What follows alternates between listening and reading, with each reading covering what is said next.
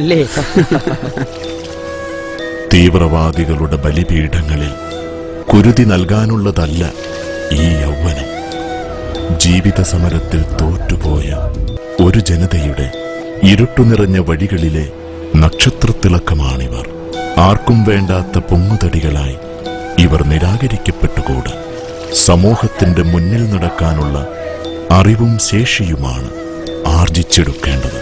അതിനു സജ്ജമാക്കാൻ തിരുവചനങ്ങളുടെ നിഴൽ പറ്റി നടന്ന ഒരു സംഘബലം ഈ മണ്ണിലുണ്ട്. അറ്റുപോവാത്ത ആ കണ്ണികൾക്ക് പിറക്കാനിരിക്കുന്ന കാലത്തിലേക്കുള്ള കാത്തുവെപ്പാണിവർ.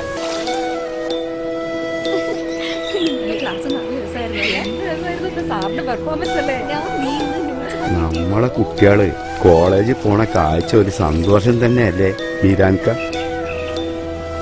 അപ്പൊ ബംഗാളിൽ ഇതൊന്നും ഇല്ലേ? അവിടെ എന്ത് കോളേജാ? പഠിപ്പും വിവരവും വേണോന്ന് പറയാൻ തന്നെ അവിടെ ആരാ ഉള്ളത്? ഹിന്ദുക്കൾക്കൊരു ഗല്ലി, മുസ്ലിങ്ങൾക്ക് വേറൊരു ഗല്ലി. എന്തിനാ മനുഷ്യന്മാർക്ക് ഇങ്ങനെ രണ്ട് ഗല്ലി? ഇന്നാട്ടിൽ എങ്ങനൊന്നുമില്ലല്ലോ. മുസ്ലിങ്ങൾക്കാണെങ്കിൽ ഒന്നും അവിടെ കൊടുക്കുന്നുമില്ല. അവിടത്തെ കാര്യം വല്ലാത്തൊരു കഥ തന്നെ അല്ലേ? ഞമ്മളെ നാടും ഇങ്ങനൊക്കെ തന്നെ ആവുമായിരുന്നു ആ പച്ച കൊടി ഇവിടെ ഇല്ലെങ്കിൽ.